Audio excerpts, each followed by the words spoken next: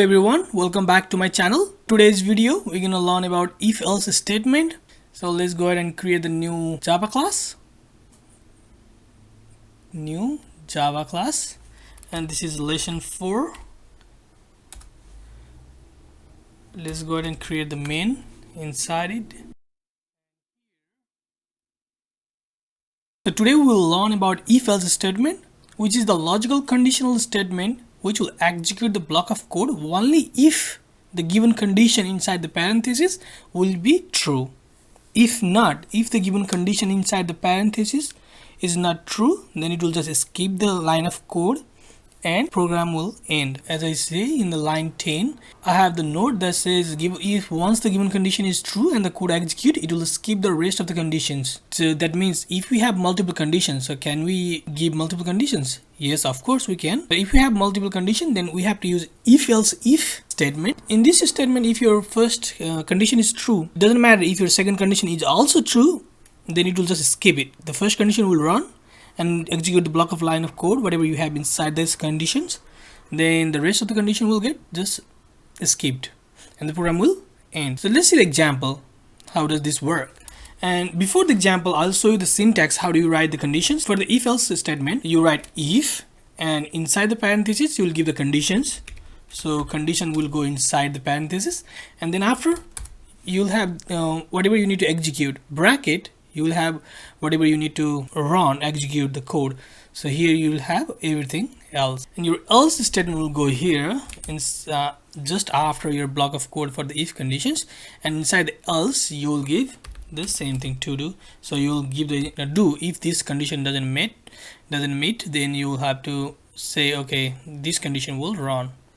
If this condition is true, this block of code will run, and if this condition appears to be false, then else condition will run and then program will complete it. Let's go ahead and do the simple programming here. Now let's give an example. Integer current time equals to 2, and then I'll say if I'll give the condition inside the parenthesis. If current time is smaller than 12, then I'll say if that's smaller than 12, I'll ask them to say good morning.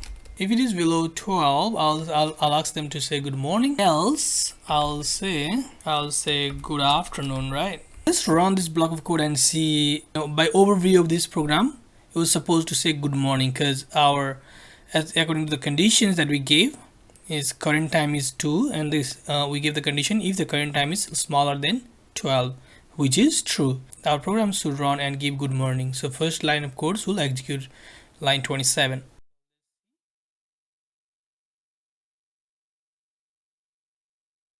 Yeah, as I say good morning, because our line 26 our condition is true, so 27 get executed, and it just escaped the else part. So let's see what happens if this was 12. So our condition says less than 12. It doesn't say less than equals to. So this condition will be false. What happens in this case? So by overview, it should just skip the if condition block and then just go to the else and print the good afternoon. So let's see.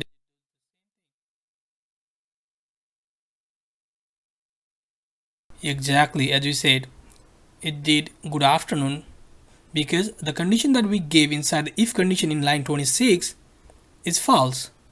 So it just skipped this block of code and just went to the else part in line 28 and then print the whatever we gave inside the line number 29.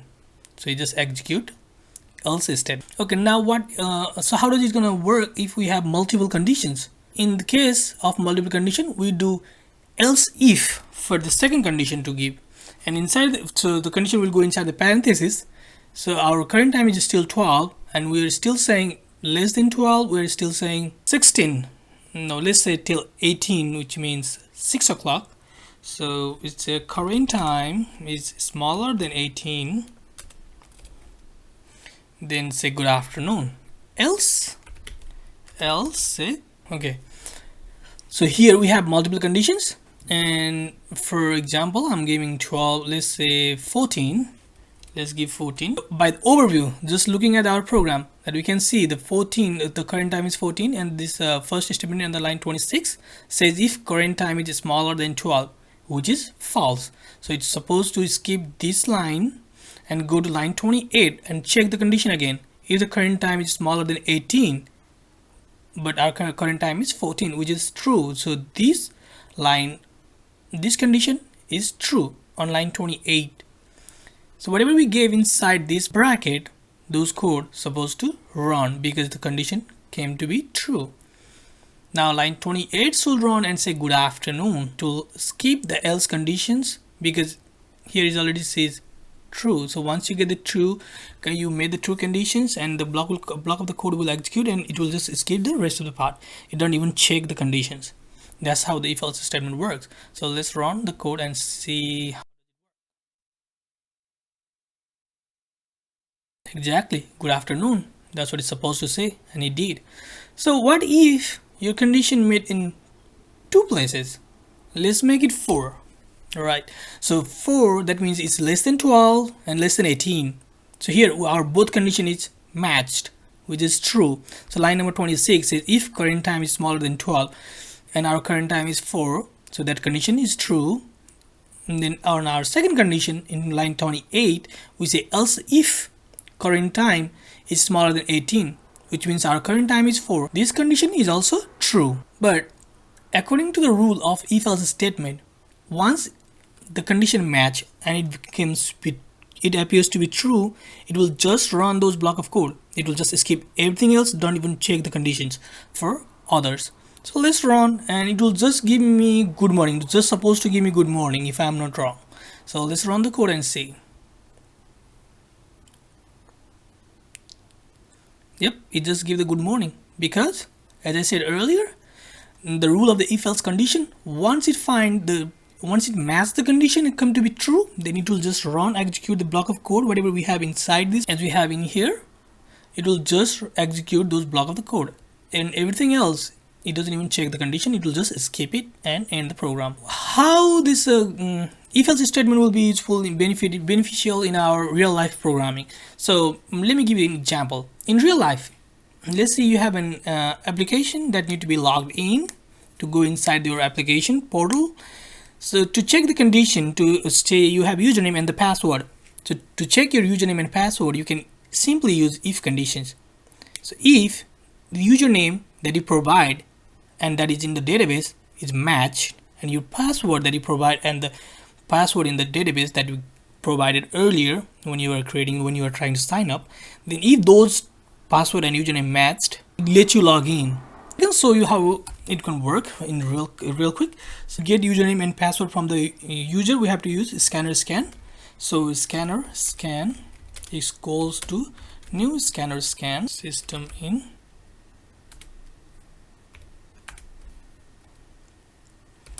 So once we have this one, it will automatically import the util, Java util. So you can see util Java. So if it doesn't, then you have to import a java.util.scanner. Whenever you have, you need to ask or get the keyword value from the users. So here, and I'll ask to the user, enter username, and then I'll keep the username inside the string value. String given user name equals to scan dot next line. So whatever the user gave as a username, it will be placed inside the given user name variables. So here again I'll ask password, place the password in the string value as well. String given pass equals to scan dot next line. So okay, on the password will be placed inside the given pass variable. While let's say while you signed up for this application, you gave your username as okay, cash, and for the password you give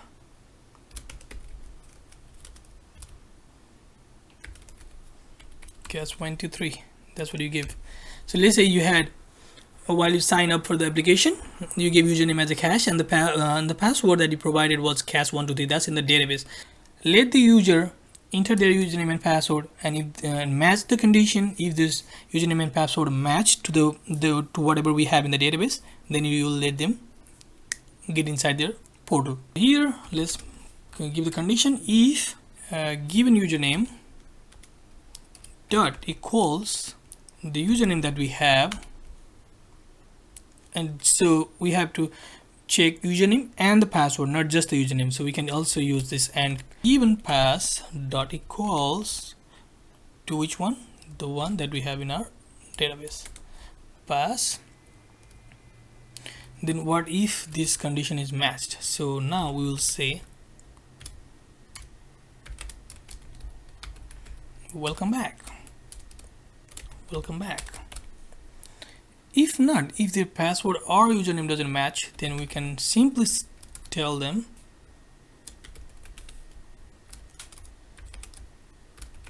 please check your credential. So here what we just did, we say given username that equals username and given pass that equals password that to provide. So if the password that they provide is equals to whatever we have in the database, and if their username is equals to whatever we have in the database is matched, then only it will let you get inside and say welcome back. Otherwise it will just ask you to provide your credential. Just to avoid to run the previous code, I'll comment this out and we'll just run this one and see what will. So for the first time I'll try to give wrong password. I'll give the correct username, but I'll provide the wrong password.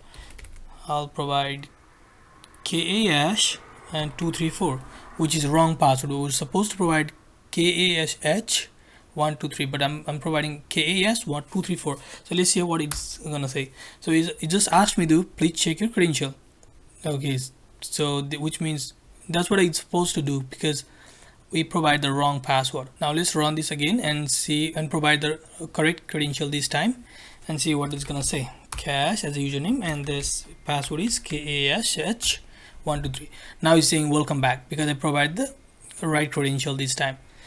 So exactly this is how it's gonna work in the real life programming. I'll just introduce you the switch statement, switch case I'll say. So how does this one works? And the switch case is really easy and simple to work with. For the switch case, the simple expression of the switch case is, and the format that how we're gonna write is here. And the format of the switch case is a switch expression, and we'll give the inside this parenthesis we'll give the expression, and the case is one, block of code, case 2 block of code, or we can just say break. And so the break will give, so when this condition match, it will break so it will just execute and then stop. It won't go further. Go ahead and give the example, quick example for this one as well. So I'll give integer, and we'll do the day equals to 5, and I'll give this switch, and the expression will be day. And inside the parenthesis, inside the block, we'll give first case, case 1. So what's the first case is? The first case is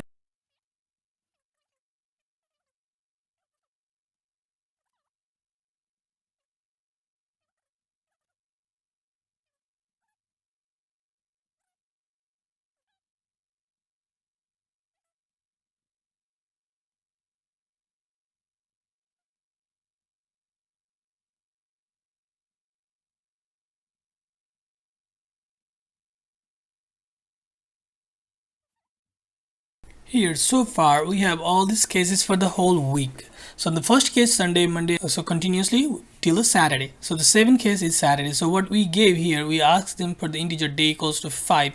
So which means it's supposed to give us the output should be so 5, that means Thursday. Okay, let's run and see what will be our output. Thursday. Now if I change it to day 1, if I change it to 1, then it will give me, it's supposed to give me Sunday. Let's run and see.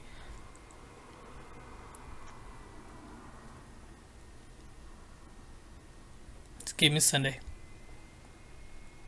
So instead of hard coding up the day in here, we can also ask the user to input, just like we did using the scanner scan.